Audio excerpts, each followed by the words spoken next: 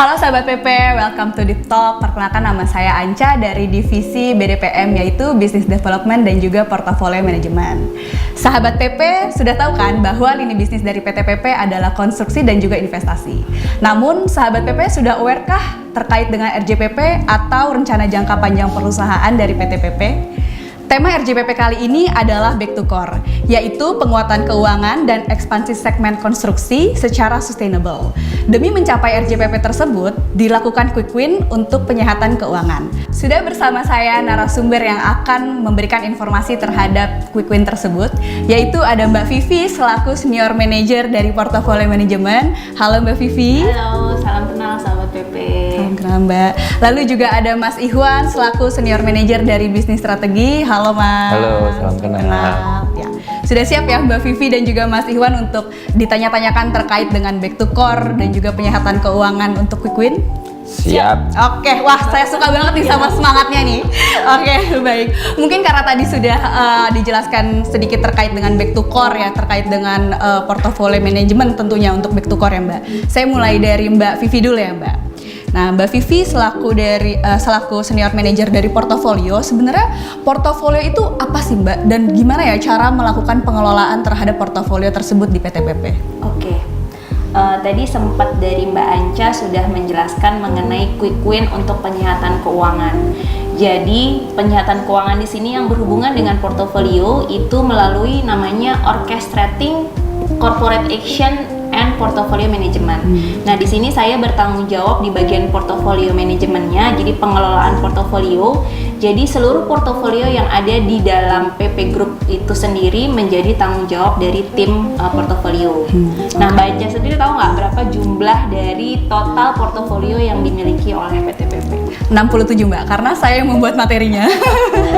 Iya, betul sekali. Jadi memang secara total memang sangat banyak ya. Jadi memang butuh ada pengelolaan khusus supaya koordinasi yang dilakukan itu menjadi lebih efektif dan optimal.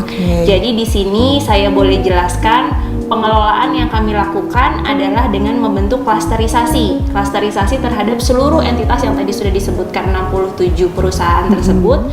Itu kita kelompokkan sesuai dengan lini bisnisnya yang masing-masing. Jadi kayak contohnya seluruh hotel dijadikan dalam satu klaster, kemudian perusahaan yang masuk ke dalam lini bisnis komersial itu jadi satu klaster komersial, kemudian lini bisnis infra non tol itu dijadikan satu klaster sendiri, kemudian ada lagi kita klaster tol itu semuanya dijadikan satu. Kemudian di dalam entitas ini juga ada yang kita sebut strategic business unit. Strategic business unit itu nanti mungkin aku jelaskan lebih detail lagi, tapi intinya seluruh klasterisasi ini diharapkan dapat mengoptimalisasi koordinasi yang dilakukan. Jadi dalam satu klaster ini harapannya untuk transfer knowledge, kemudian untuk misalkan nanti dibutuhkan adanya cross selling itu dapat lebih mudah dilakukan. Di dalam klaster itu sendiri juga kami sudah menunjuk masing-masing koordinator sebagai orang yang dianggap paling expert, paling memiliki pengetahuan di dalam klaster tersebut, sehingga dia juga bisa mengkoordinir menjadi kaki tangan ya, kalau di sini bahasanya perpanjangan tangan lah dari BDPM ke dalam entitas-entitas tersebut gitu. Jadi memang harapannya dengan pengklasterisasian ini semua bisa berjalan lebih optimal, sehingga secara kinerja memang kan targetnya tetap goals utamanya adalah bisa mengenerate revenue untuk perbaikan kinerja perusahaan. Tadi penyehatan keuangan yang tadi sudah disebutkan oleh Mbak Anca. Jadi memang intinya goalsnya adalah kita bisa memonitor lebih dalam lagi sehingga bisa mengenerate maximum revenue dengan lowest cost sehingga bisa menghasilkan optimum profit gitu kurang lebih. Oh, menarik sekali ya sahabat PP ya, pengelolaannya dilakukan secara klasterisasi ya Mbak, salah satunya. Nah, tadi kan juga sempat disebutkan terkait dengan strategic business unit ya Mbak, atau SBU. Ya. Mungkin boleh dijelaskan juga nih Mbak, SBU itu apa sih Mbak? Seperti kan ini adalah topik baru ya Mbak, yang hal baru ya di dalam PT PP ini sendiri. Betul. Jadi kalau misalkan tadi yang lain selain SBU itu kan kita ada naruh saham ya di sana ya. Jadi kita bekerja sama dengan perusahaan lain, berapa porsi kita di sana. Nah, itu sesuai dengan setoran modal yang sudah dilakukan. Nah, kalau strategic business unit ini adalah suatu project recurring income yang betul-betul dikelola 100% oleh PP. Jadi PP di sini sebagai pengelola juga, sebagai operator. Di situ kita bertanggung jawab penuh, baik dari sisi pengendalian biaya, baik dari sisi sales and marketingnya, sehingga tadi kembali lagi tujuannya adalah betul-betul memaksimumkan revenue supaya bisa mengenerate laba yang lebih optimal kepada perusahaan. Kurang lebih seperti itu. Oh, berarti impactful ya Mbak ya dengan impactful untuk SBU Betul, ini. harapannya seperti itu. Bisa impactful ke PTPP. Oke, pertanyaan berikutnya nih Mbak.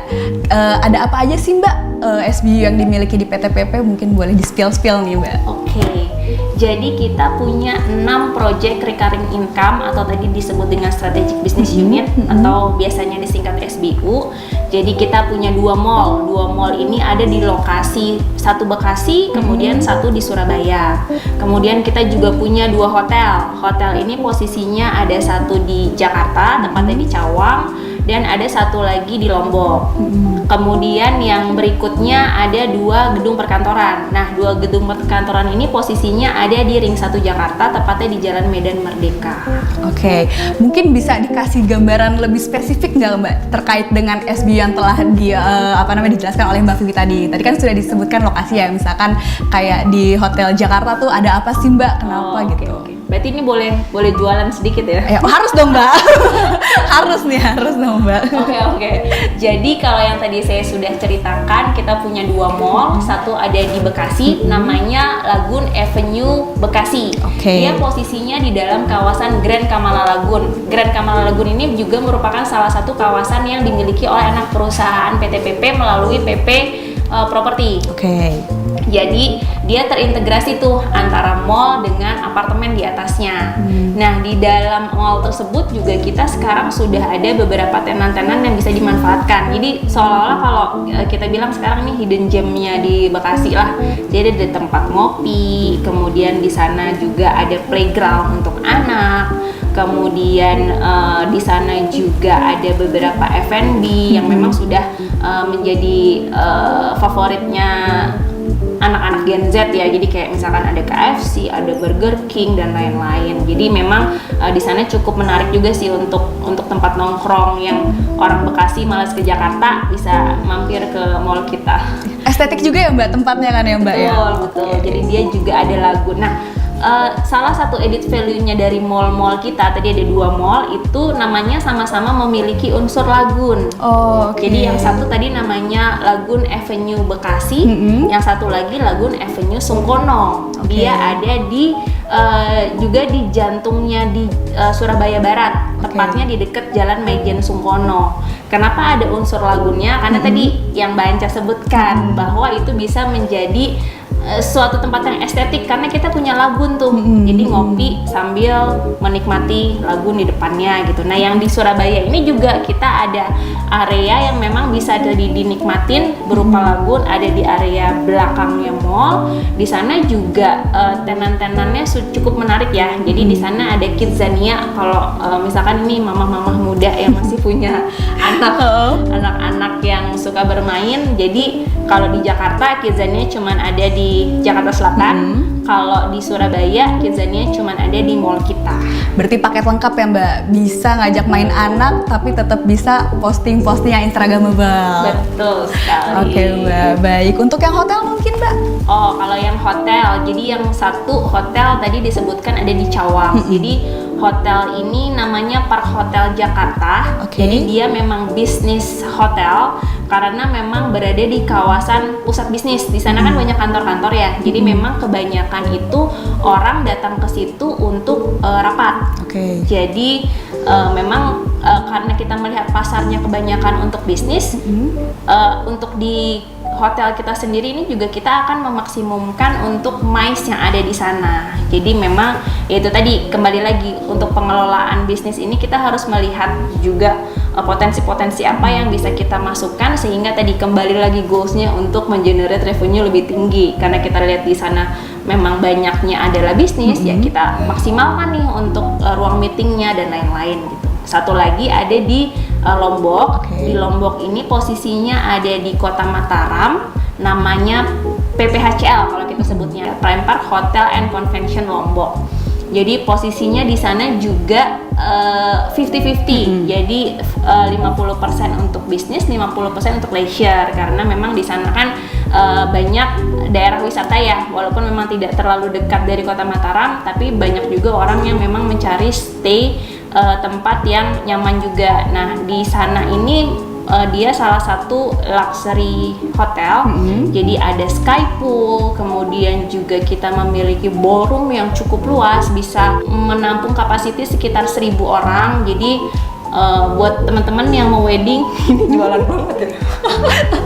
Gak apa-apa Mbak, kan siapa tahu membutuhkan informasi tersebut Mbak. Nah kebetulan nih dari Mbak Vivi ada informasi. Jadi juga ya intinya tadi kita punya fasilitas ballroom yang besar, kemudian meeting room yang juga cukup memadai gitu. Jadi memang di sana menjadi salah satu tujuan orang-orang untuk stay gitu. Itu untuk hotel. Terakhir tadi terkait dengan gedung perkantoran. Jadi kalau gedung perkantoran ini kita ada di, tadi saya sebutkan Jalan Medan Merdeka, itu ada 2 tower, tapi memang satu tower yang sekarang masih under construction, yaitu BSI Tower, dan satu lagi Menara Dana Reksa itu sudah operate. Jadi kalau yang 2 gedung ini sistemnya BOT. Jadi BOT itu build, operate, and transfer. Jadi ini kita bekerja sama dengan landlord.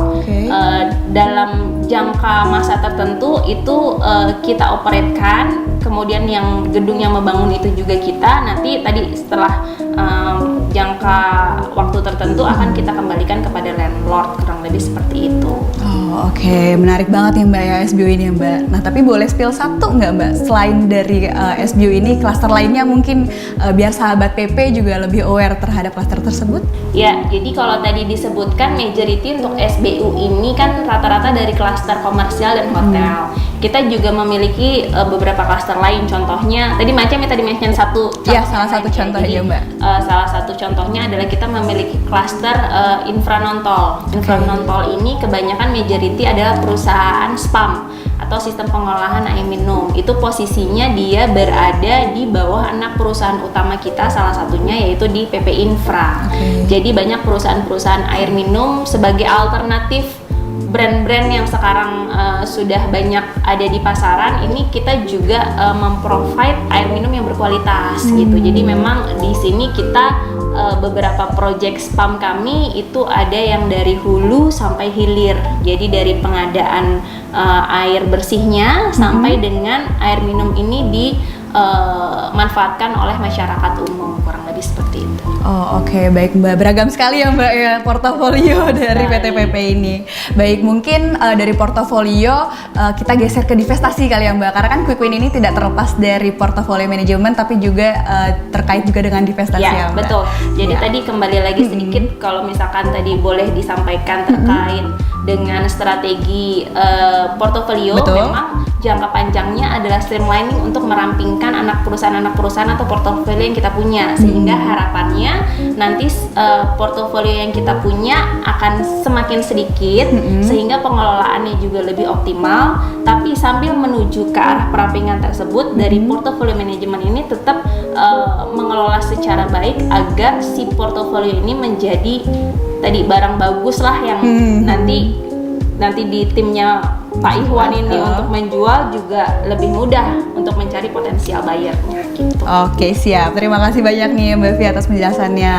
Baik, nah nextnya Mas Ihwan, tadi kan sudah disebutkan terkait dengan streamlining yang tentunya sangat berhubungan erat dengan divestasi ya Mas. Secara simpelnya sebenarnya divestasi itu apa sih Mas? Terima kasih Mbak Aja. Mungkin menyambung dari Bu Vivi tadi ya. Mungkin tadi Bu Vivi udah menjelaskan streamlining dan pengelolaan portofolio itu sendiri sebetulnya sangat berkaitan erat pada saat kita ngomongin divestasi. Namun kita ketahui bersama bahwa divestasi ini adalah salah satu alternatif solusi dalam roadmap PTPP yang tadi mungkin Mbak Anja sampaikan di depan, bahwa kita streamlining atau downsizing sehingga memang divestasi ini menjadi salah satu alternatif solusi. Nah, memang beberapa alternatif yang lain juga ada merger ataupun likuidasi dan lain-lain. Namun kita di segmen ini kita cukup detail bahas divestasi. Baik, mungkin secara ekonomi atau secara umum sendiri bahwa divestasi itu sebaliknya dari investasi sebetulnya. Kalau investasi kan kita menanamkan modal dalam bentuk uang ataupun barang ya, untuk menjadi suatu aset yang nanti memberikan dampak positif dalam jangka waktu tertentu. Namun kalau divestasi itu uang yang sudah kita tanamkan kita kurangi. Jadi sifatnya adalah pengurangan dari aset-aset yang telah kita tanamkan, baik dari sisi saham maupun dalam bentuk aset-aset yang tadi mungkin Bu Vivi sampaikan, ada SBU atau ada office, komersial area. Nah, itu seluruhnya adalah bentuk investasi dari PT PP yang memang harus kita kurangi dalam rangka menuju roadmap PT PP untuk streamlining. Oke, jadi simpelnya pengurangan untuk impact yang lebih positif ya Mas Iwan ya? Betul. Baik, nah kalau kayak gitu kriteria dan tahapannya tuh apa aja sih Mas? Nah, divestment proses dari suatu aset di PT PP itu memang ada beberapa indikator. Yang pertama memang kita harus perlu melihat jenis asetnya. Jenis asetnya ini apakah dalam bentuk saham atau dalam bentuk aset, dalam arti kata aset secara langsung ya, mungkin dalam bentuk properti investasi ataupun alat-alat atau sebagainya. Nah, ini yang memang perbedaan yang nantinya akan kita proses pada saat tahapan kita menjual. Nah, untuk saham sendiri sebetulnya konsepnya hampir mirip kalau kita seperti punya motor atau punya rumah lah ya. Kita menawarkan ke pihak lain gitu ya, kita coba tawarkan ke aset tersebut. Tapi sebelum kita tawarkan, nah ini yang kolaborasinya harus cukup erat dengan Bu Vivi gitu. Nah, kolaborasinya sebelum kita jual, ini motor kan harus kita rawat dulu. Betul. Motor harus kita rawat dulu, kita servis, kita perbaiki sehingga memang nilai jualnya kita harapkan akan lebih tinggi dibanding mungkin motor sejenis lah gitu ya, motor sejenis atau di pasaran. Nah, ini memang salah satu kunci utama pada saat kita menjual, yaitu memang kualitas dari sisi aset tersebut, baik dari sisi performance maupun dari sisi jenis asetnya. Saling support ya, Mbak Betul, Vivi, memang kita tuh harus saling kolaborasi gitu. Jadi kita dari Bu Vivi mungkin mengelola untuk menghasilkan performance, financial performance yang baik. Nah, saya memang memberi masukan bahwa harus secara optimal kita manfaatkan aset-aset tersebut agar dapat laku di pasaran. Oke, kalau kayak gitu ada indikator keberhasilannya nggak sih Mas di divestasi itu? Kalau ada mungkin boleh dijelaskan sedikit Mas. Boleh dong. Jadi indikator keberhasilan divestment itu kita coba bagi jadi 6 tahapan atau 6 key success factor ya. Jadi yang pertama mungkin dari sisi paling besar porsinya adalah financial performance. Jadi financial performance ini adalah yang tadi barang bagus lah dalam tanda kutip ya. Barang bagus ini financial performance dilihat dari mungkin revenue, EBITDA, semua indikator keuangan, leverage ratio dan sebagainya. Itu yang memang berkaitan penuh dengan indikator kita menjual. Kalau financial performance-nya bagus, mayority sih itu bisa dikatakan barang bagus dan mudah untuk dijual. Yang kedua mungkin dari tipe divestasi, dia dalam bentuk aset atau dalam bentuk saham. Otomatis kita kan treatment dalam prosesnya juga akan berbeda, betul. Yang ketiga, industri. Nah, industri ini menarik nih, mungkin barangnya bagus, tapi industrinya lagi nggak menarik gitu. Karena kan kita jual di pihak lain ya, di pihak eksternal atau market yang memang belum kita bisa tentukan bahwa barang yang kita punya yang lagi bagus ini apakah di market lagi bagus gitu. Salah satunya kita punya barang bagus kan mungkin di market lagi kurang ya gitu. Oke, cukup challenging ya Mas. Betul. Nah, selanjutnya mungkin dari nilai, value. Jadi dari value itu memang kita lihat bahwa semakin besar value-nya akan semakin besar menarik investor-investor besar. Jadi mungkin kan scale ya. Jadi dari scale-nya memang kalau kita barangnya barang scale middle low gitu ya, kita harus sesuaikan dengan segmen middle low.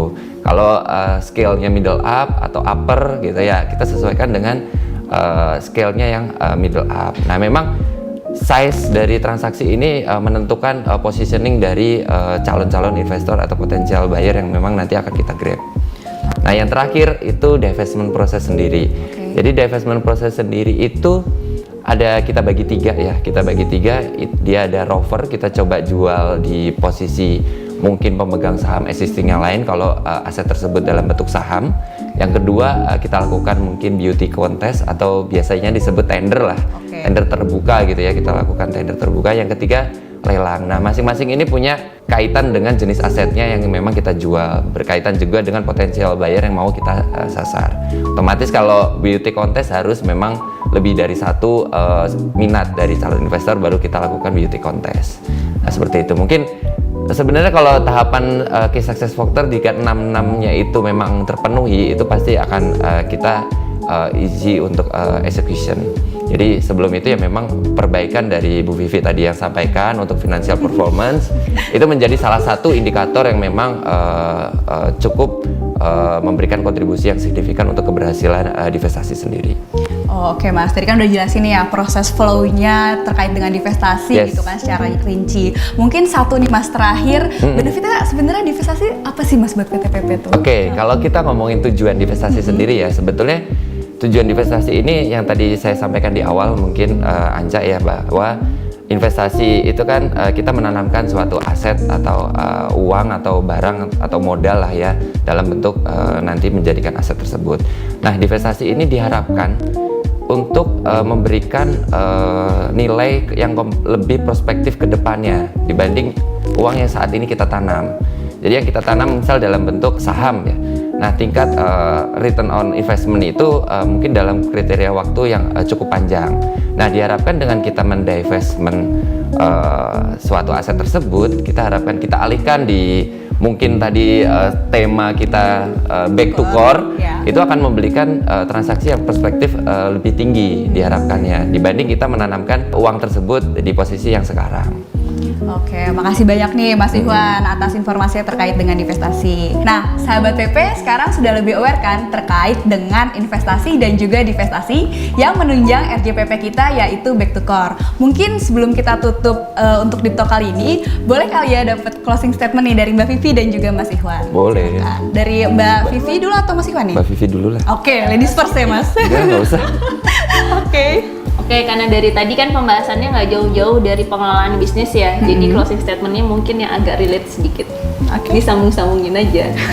Jadi pengelolaan bisnis itu seperti merawat tanaman, butuh kesabaran, butuh perhatian, dan kadang butuh diberi pupuk berupa ide segar.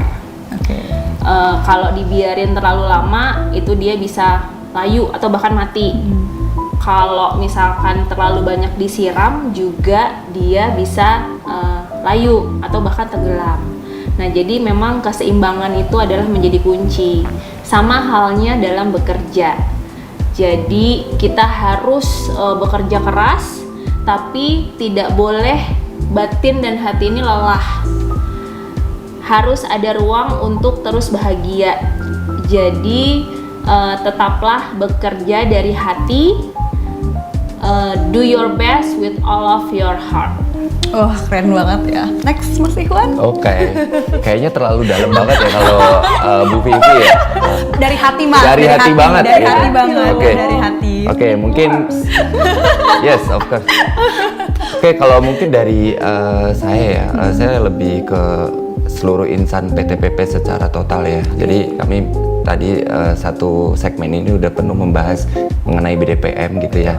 Jadi mungkin kalau dari sisi saya closing statementnya itu mungkin jadi insan PP itu memiliki tanggung jawab untuk berkontribusi secara penuh ya, secara penuh untuk bangsa dan negara kita, karena kita kan sebagai agent of change juga kan di pemerintahan Indonesia. Jadi dengan target-target yang ditentukan kita harus terus melakukan effort dan kerja keras yang cukup tinggi.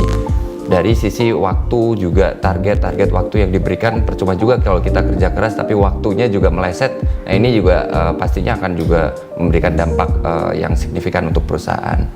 Berikut juga dengan ide-ide terbaik gitu ya, dan solusi-solusi yang diberikan untuk jangka waktu cukup panjang di PTPP, sehingga memang kita berharap insan-insan muda generasi yang saat ini di PTPP dapat memberikan kontribusi terbaik secara solusi dan jangka panjang untuk PTPP ke depannya.